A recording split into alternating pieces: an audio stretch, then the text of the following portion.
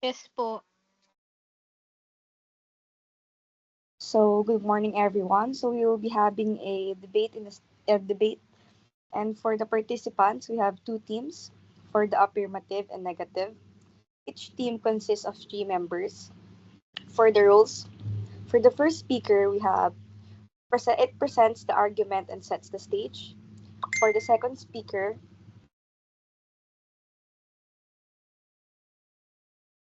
it provides supporting arguments and evidence.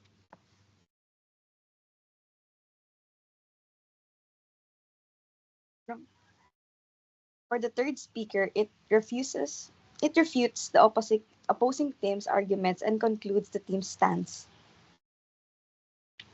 For the format and allotment, opening statement, we have 3 minutes each.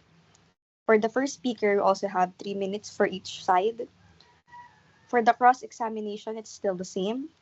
And until the closing statement, we also have 3 minutes. For the rules and guidelines, for the opening statement, each team presents an overview of their position without interruption. For the first speaker from each team represents their primary arguments, providing a foundation for their case. For the cross examination, each team gets the opportunity to ask questions to the opposing team's first speaker. The goal is to clarify points and expose weaknesses. For the second speaker from each team builds upon the initial arguments, offering more detailed evidence and examples.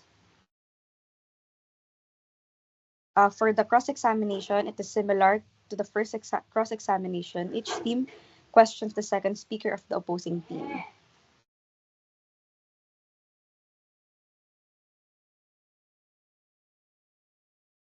For the third speaker, it focuses on refuting the arguments presented by the opposing team and reinforcing their own position. For the rebuttals, each team has the opportunity to respond to the arguments and refutations presented by the opposing team.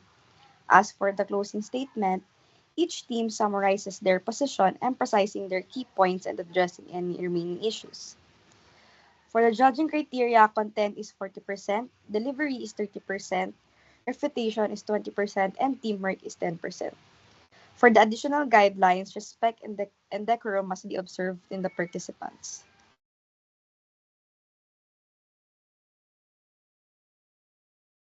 So now we will start for the opening statement of the first group. So, good day, ladies and gentlemen, worthy opponents, and respected members of the audience and fellow debaters. I would like to formally introduce myself. I am Micaela Estedillo as your opening statement, and I am honored to introduce my team members for today. For the first speaker, we have Ms. Carmi San Gabriel. For the second speaker, we have Mr. Henrich Quiros.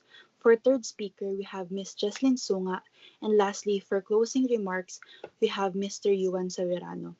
We the affirmative side will tackle about should the Philippines heavily invest in renewable energy technologies to achieve sustainable energy development.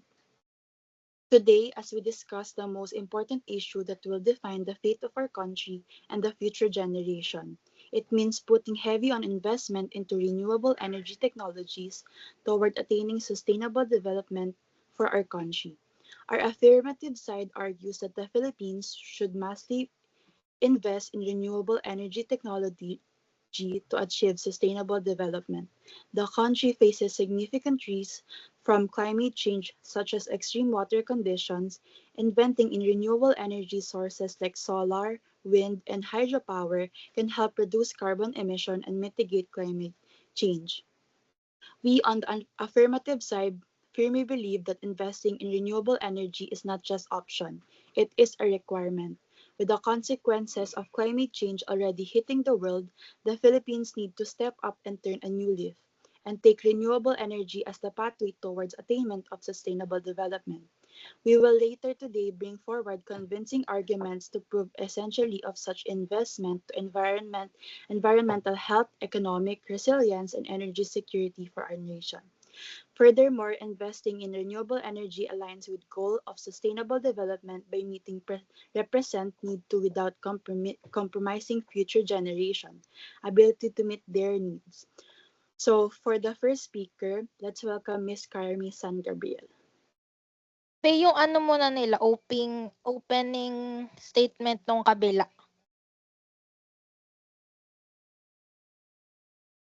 Tama, di ba? Yes po. So now let's hear the opening statement of the second group, which is the negative side.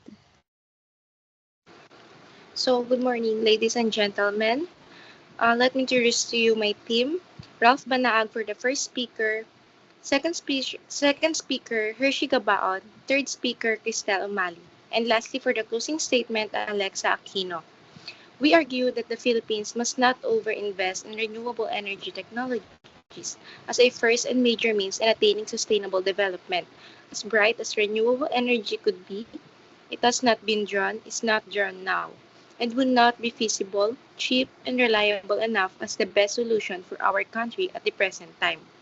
We need a holistic view in understanding our economic dynamics, energy needs, lot of funds, and the reality of our development aspirations. Also, we all know that the Philippines has many debts.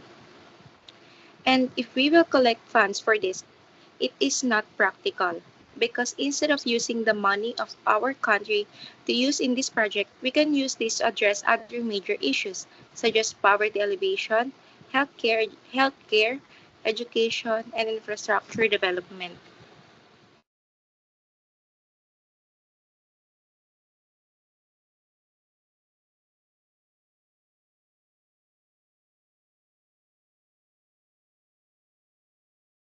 So now we are done for the opening statement of both groups. We will now proceed to the first speaker of the affirmative side. So to start up with our topic, should the Philippines heavily invest in renewable energy technologies to achieve sustainable development? For us, it is yes. To start up with our topic, investing heavily in renewable energy could offer the Philippines numerous benefits, including reduced reliance on imported fuels, lower greenhouse gas emission, and long-term cost saving. It could also stimulate economic growth through job creation and technological innovation. Balancing this advancement with initial costs and infrastructure development will be the key for achieving sustainable development. In addition to directed benefits such as investment could enhance energy security, stabilize energy prices, and promote energy access in remote areas. It would also help mitigate climate change impacts and align with global environment commitments. Embracing renewable technologies could position in Philippines as a leader sustainable energy in the region, potentially attracting international partnership and funding. The Philippines should heavily invest in renewable energy for sustainable development because it has the abundant natural resources which can reduce reliance on fossil fuels and enhance energy security. This investment will help mitigate climate change, lower long-term energy costs, and create jobs. It will promote energy independence, supports the country's sustainable goals, encourage technological innovation, and provides environmental benefits, ensuring cleaner air and water for future generations. So for the add up here is we have job opportunity. For the job opportunity, we can make jobs for the installation of the panels. For example, is the solar panels po, and then the maintenance of the renewable energies. And for the other one is the foreign investors. For the foreign investors, we can attract more countries to invest in here in the Philippines and help our economic growth. And for the last one is, bakit nawawalan lagi ng kuryente? Hindi na nabibigay yung need na supply natin since overpopulated na ang Philippines. And nawawala na rin ang mga source natin like the coals and fossil fuels. And may shortage na nangyayari sa atin. Sino bang gusto mawala ng kuryente? So sa funds naman, if we're talking about funds, ang lagi natin excuse is corrupt government. So hindi natin sila target market here. Pwede silang mag-help pero ang target market natin is yung ng mga businessman and other countries na pwedeng mag-invest sa atin para lang ano yung project na to. So yun lang.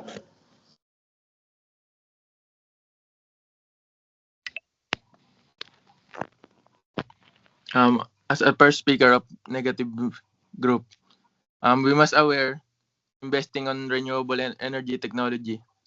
First, the high initial costs associated with renewable energy technologies present a significant challenge, like solar panels, wind turbine, and geothermal plants required substantial financial resource to develop, install, and maintain. Para sa isang umuunlad na bansa tulad ng Pilipinas, kung saan limitado ang mapapagkunan ng ang paglalaan ng malaking bahagi ng budget sa mga project na ito ay maaaring magpahina ng pondo para sa ibang sektor.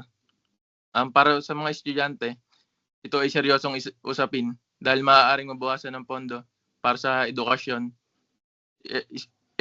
scholarship at infrastructure ng mga paaralan.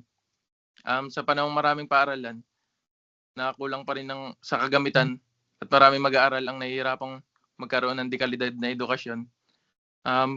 Prioritizing costly energy project may not serve the immediate needs of the population. Yun lang po. Thank you.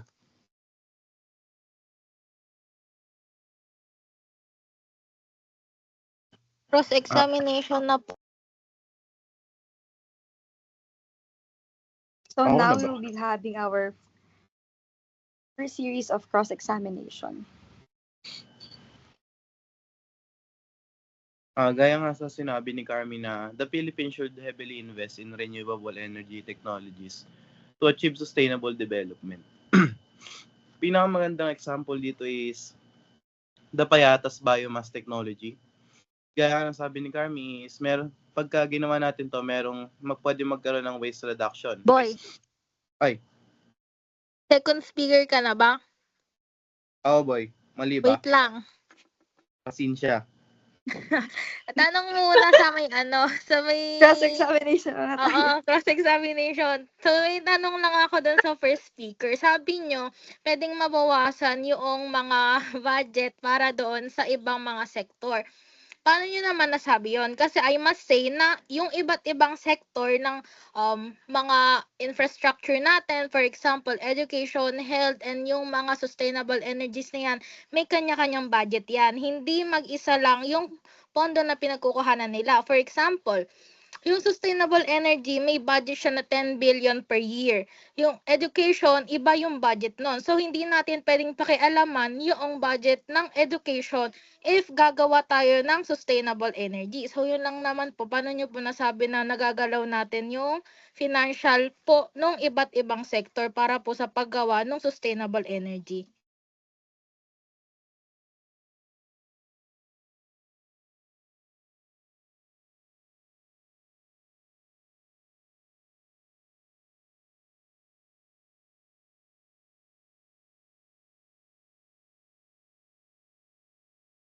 Kahit sino po sa group nyo pwedeng sumagot. Sagot niya anong malay namin dyan?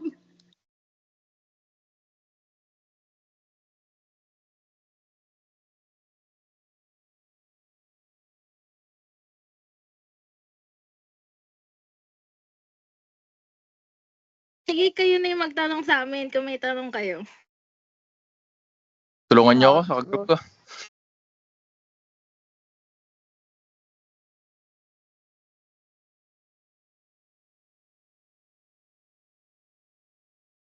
Sige ate, magtatanong na lang ako.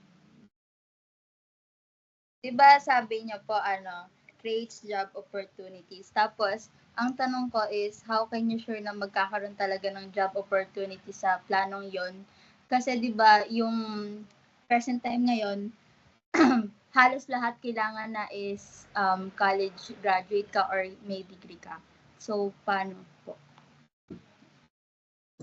So sa tanong mo is, ang sagot ko is, pwede naman silang magkaroon pwede nilang turuan yung mga, kahit senior high or kahit hindi ka man nakapag-aral, pwede nilang tulungan yun. Kasi lahat naman is nadadaan ng practice and may process siya bago ka makapasok sa trabaho. So wala titong college graduate na kailangan or other educational attainment po. So yun lang. In addition po dun sa sinabi ni Carmi, syempre, meron din kailangan ng mga trabaho na kailangan college graduate ka. For example, kayo nagfa-facilitate, yung mga engineers, yung mga architects, yung nagagawa ng plano. Pero, sino yung gagawa mismo ng mga solar panels na yun? Sino yung magkakabit? Hindi naman lahat ng construction workers nakapag-aral, di ba? So maraming mabibigyan ng trabaho kasi yung paggawa lang mismo noong mga sustainable energy na yon re-require ng manpower na hindi need ng educational attainment.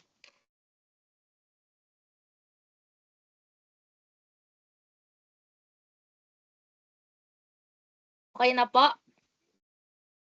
So we are done with Sige na. our first cross-examination. We will now proceed to the second speaker.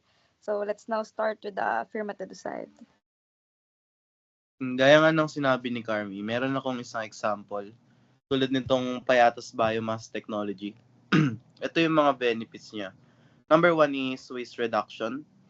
The technology helps manage the large volume of waste generated in the Payatas area by converting organic waste into energy.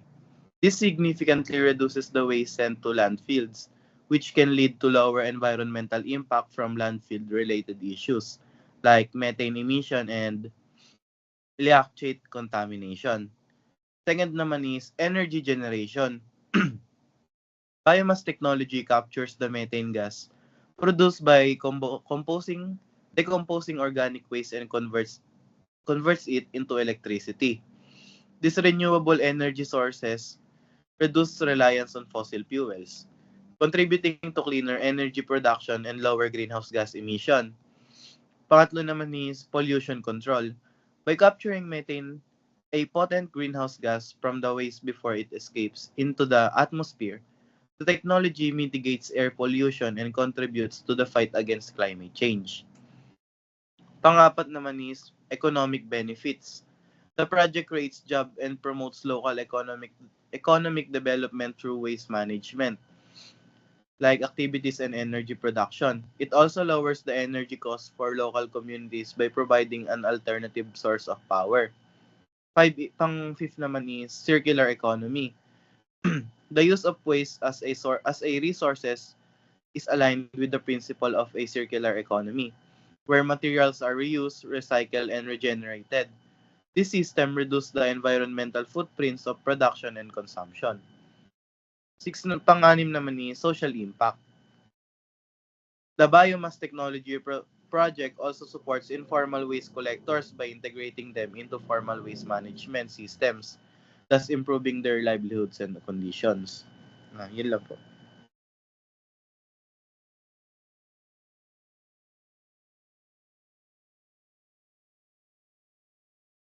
Okay, so we will now proceed to the second speaker of the other side.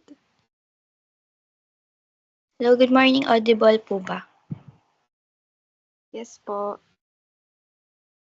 Okay, so for the opposing team po, should the Philippines heavily invest in renewable technologies to achieve sustainable development? So, we totally disagree to that. As we all know, sagana ang Pilipinas sa renewable energy. However, hindi dapat mag-heavily invest or 100% na mag-invest sa mga teknolohiyang ito para ma-achieve ang pag-unlad.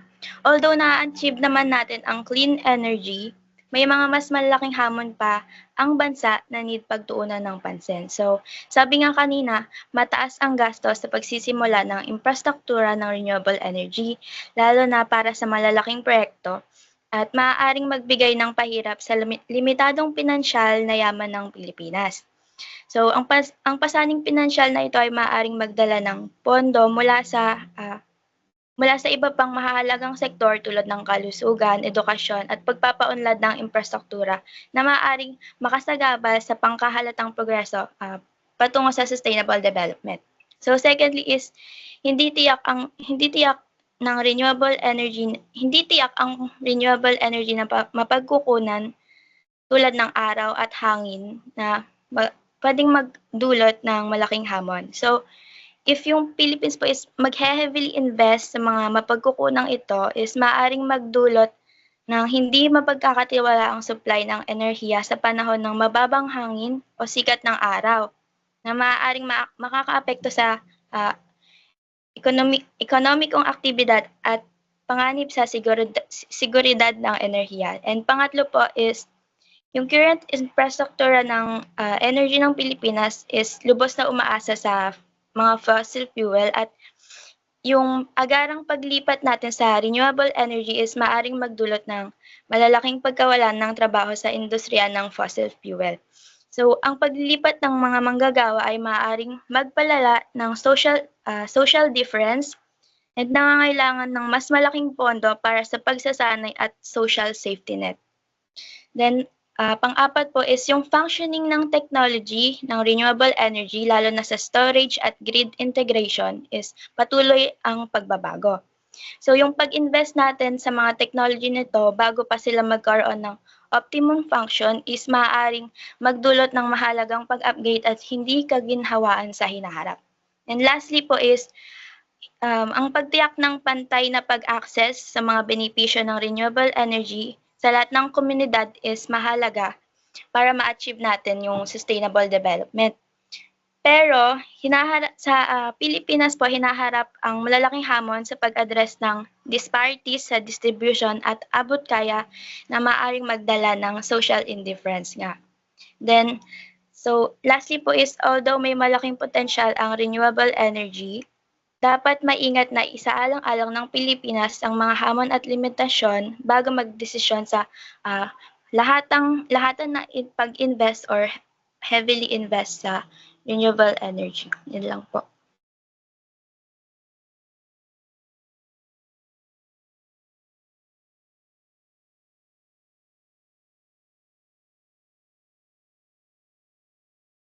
So, tanong lang po dun sa may speaker po. So, paano yung nasabi na na sagana tayo sa renewable?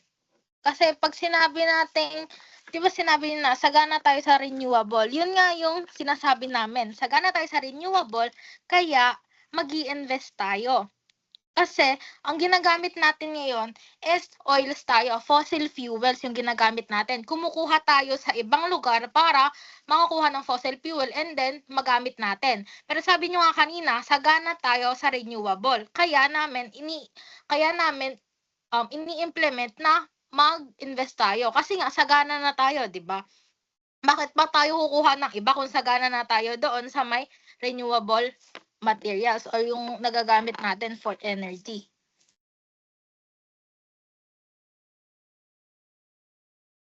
So, tulad nga po ng sabi ko kanina, yes, we agree na sagana nga ang Pilipinas sa renewable energy.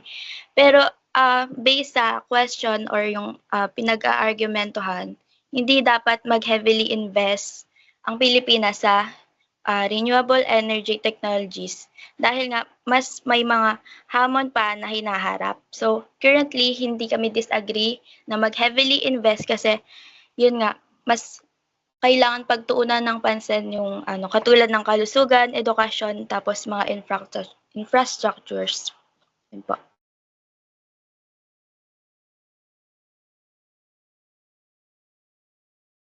Kayo po, baka may question kayo sa amin.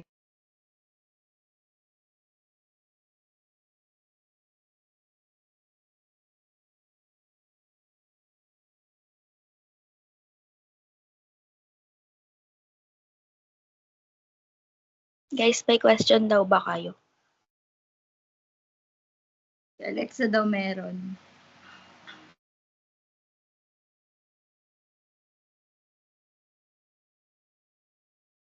Wala po. Proceed na po tayo sa third speaker.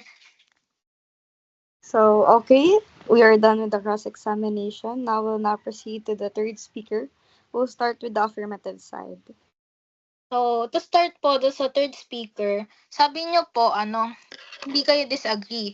So, para sa amin po kasi, di ba nakakaranas na tayo ng mga shortage sa kuryente. Nagkakaroon na tayo ng national power interruption na napapadalas na. Ibig sabihin, kumukonti na yung pinagkukuhanan natin ng mga energy. So, kailangan na natin mag-invest doon sa mga renewable. Kasi yung renewable, mahaba yung niyan. Hindi yan basta-basta nawawala. Renewable nga sila, 'di ba? Kasi ibig sabihin hangga't nandyan sila, magagamit at magagamit nila. Sabi niyo din kanina, hindi din sure yung mga napapagkuhanan. So, if 'di ba meron tayong iba't ibang renewable resources kagaya ng windmills, yung sa may mga dams, and then yung solar panels. So kapag ba hindi umaaraw, di ibig sabihin walang nakukuha yung solar panels, 'di ba? Pag hindi umaaraw, umuulan.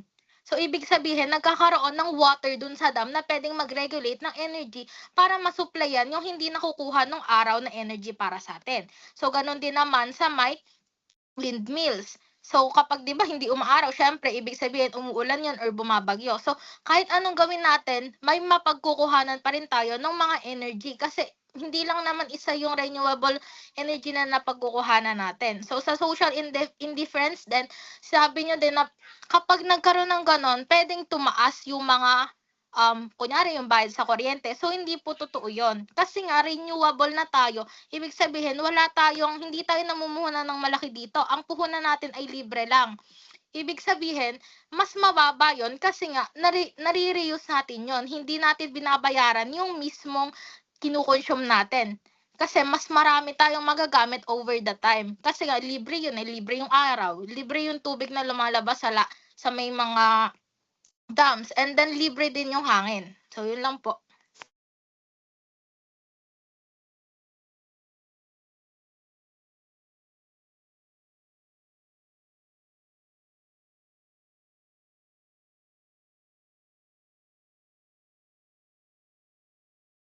Pwede na po mag-proceed.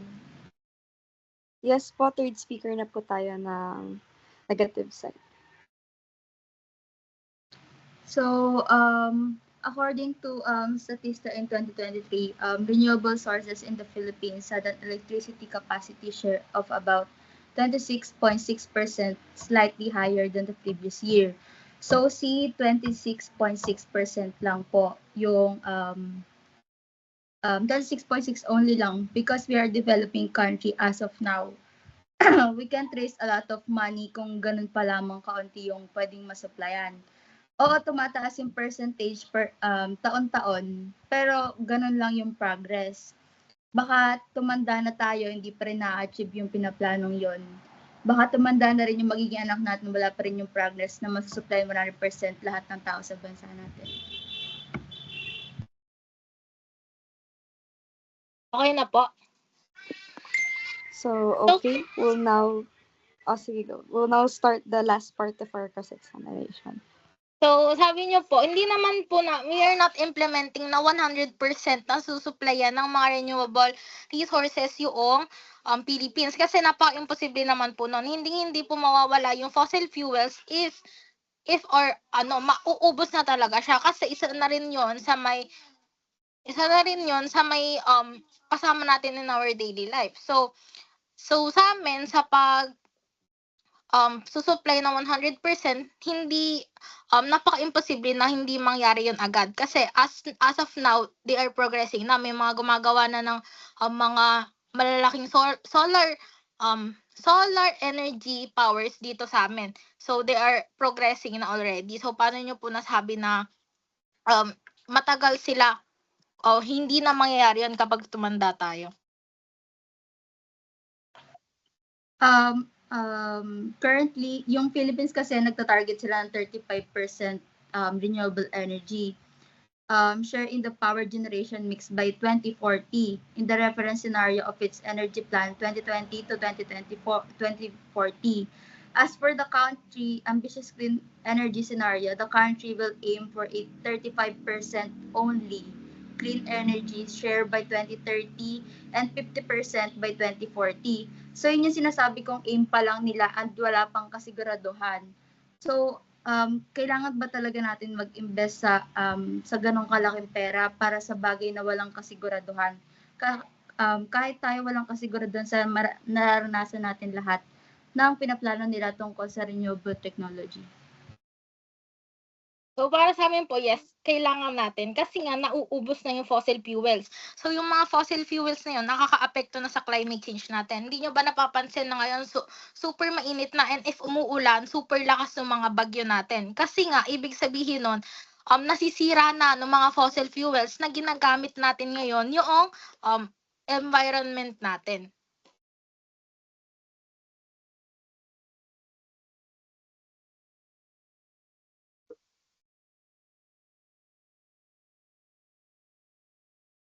Okay na po. Conclusion na. Closing statement po. So we'll now proceed with the closing statement for first the affirmative side. So, good morning, everyone. So, yung side namin, which is the affirmative side, argues po that the Philippines ay kailangan mag-invest heavily in renewable energy to achieve sustainable development. Kasi without, sabi natin, walang solar panels dito sa bansa natin. So, and naubos na nga ang mga fossil fuels. Wala na, sobrang init na. Climate change, bagyo-bagyo, ganun. And ayan, the country faces serious risks from climate change. Kaya na nasabi ko, yung mga extreme weather.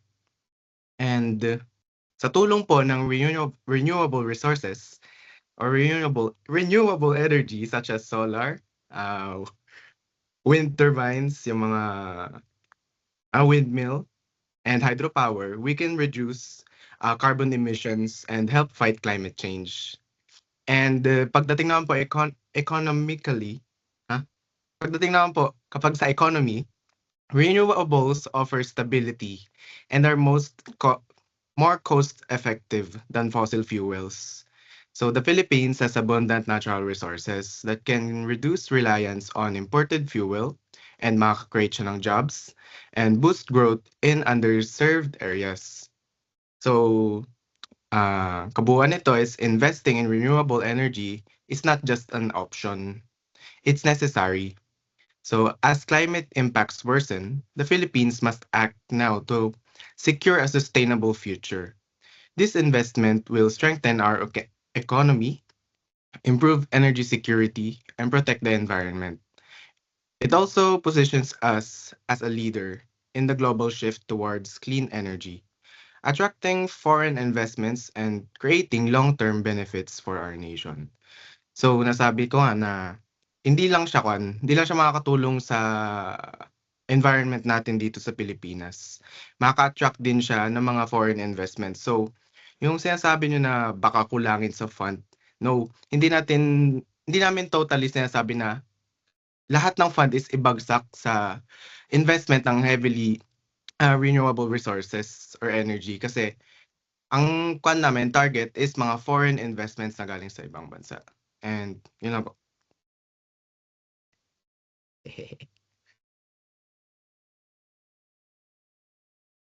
Okay, so closing statement na tayo ng negative side. Muna kami mag-closing statement, may ibabato akong questions. Ano ba Okay, go sure. Paano makaka-assure na yung budget na para sa yung heavily budget na i-invest sa renewable energy is mapupunta doon?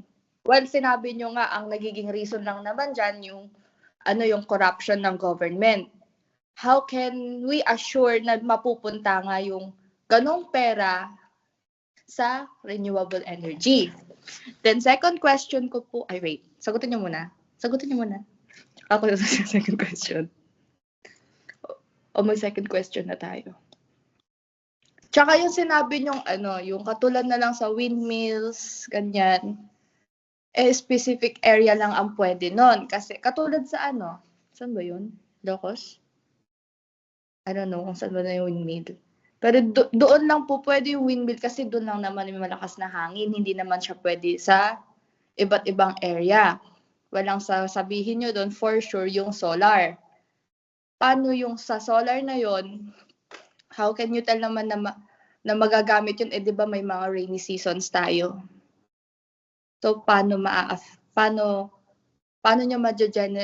masasabing generally na gagamit yung renewable energy na yon? Hindi naman kami nagdi-disagree sa renewable energy idea na yan, pero ang sinasabi namin, hindi naman need ng mag-heavily invest sa renewable energy. Kumbaga, hindi po siya prioritized.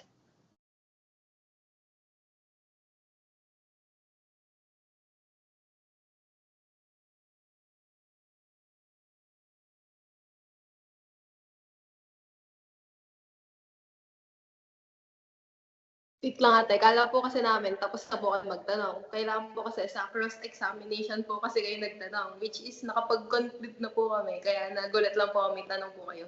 Wait lang. Take your time. Kumbaga, ang sinasabi, yung mga kasama ko kasi mga pipe. So, pagpasensyahan.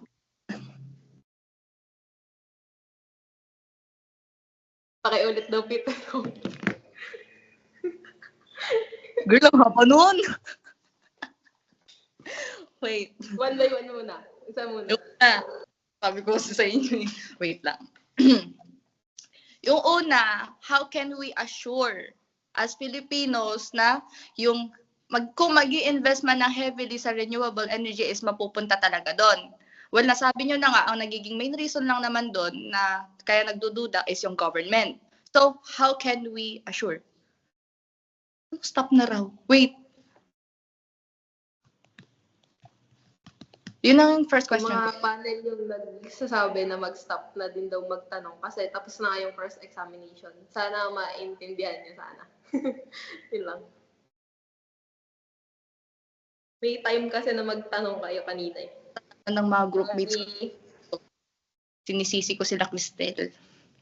O nga, magko-closing remarks na nga ako. In conclusion, while renewable energy technologies have the potential to contribute to sustainable development in the Philippines, there are significant economic restraints and issues related to energy reliability and stability that must be taken into the account. The high needed funds from each critical areas and the intermittent nature of some renewable energy sources can lead to instability and blackouts in the energy grid. Therefore, it is important for the Philippines to take a holistic and balanced approach to sustainable development, considering a range of energy options and prioritizing investment in areas that will have the greatest impact on poverty, alleviation, healthcare, education, and infrastructure development po.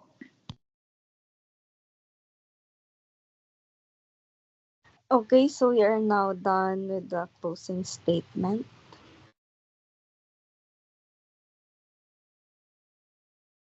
Tapos na po. Na po, so comments lang tayo and then that's it na. So wait.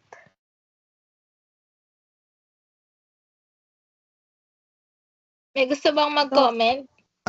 Si Kwan po, si Jacob daw po muna. Sige, next na lang din ako.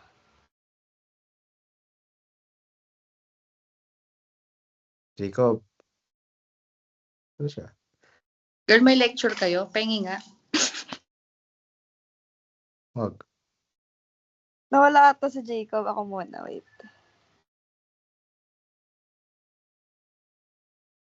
So for my comments, okay naman, both good sides na paliwanag yung mga points na needed to be pointed out. And then, okay naman, na-stand naman yung mga key points na need nila i-defend. Medyo nagka-problem lang tayo no last part kasi medyo na-late yung question ni Ms. Aquino since nag-closing na yung kabilang part and then dun na nag-ask. So, sayang lang, dapat nag-ask na siya before mag-closing para nakapagkaroon kayo ng mas magandang rebuttals nung huli. Yun. And then, yun naman, okay naman both sides for me. Siguro nung unang part, siguro mas naglilin ako sa affirmative side. Since medyo sa negative side is medyo medyo matamlay tayo nung una. So, yun. Pero okay naman. Anong ending naman, okay naman. Nakabawi naman both sides. So, yun lang. Thank you.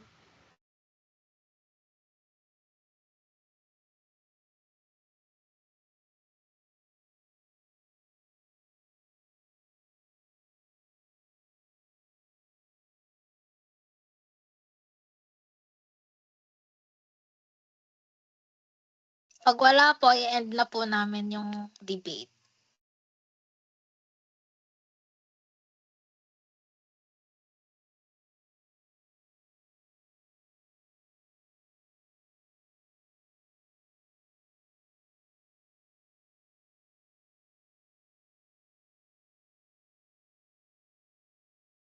Wala na Irol. ata. Ano si Irol?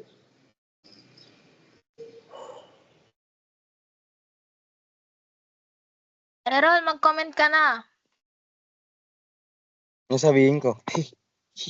Ano yung napansin mo? Ano gusto mo? Okay naman yung both side. Pero dun po ako sa affirmative dahil madami po silang nasabi. Tsaka mga natanong po. Naman yung negative side din. Yun lang. Nandyan po ba kayo, Miss President? Yes po. Any comments po? Thank you. So far so good naman. I'll lean into what Ms. Alamani said na yung questions nga lang dapat sa cross-examination ginawa. Maganda sana yung magiging rebuttals, magiging flow no debate. Mas magiging maayos pa if natanong siya dun sa proper timing niya. Kaya, yun lang. Otherwise, it's all good. Na point out naman yung mga kailangan i-point out. And both sides are may point. Proven point naman. Thank you po. So, meron pa bang gustong mag-comment?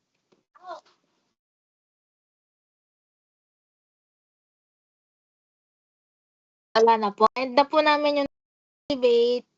Thank you po. Thank you. Thank you.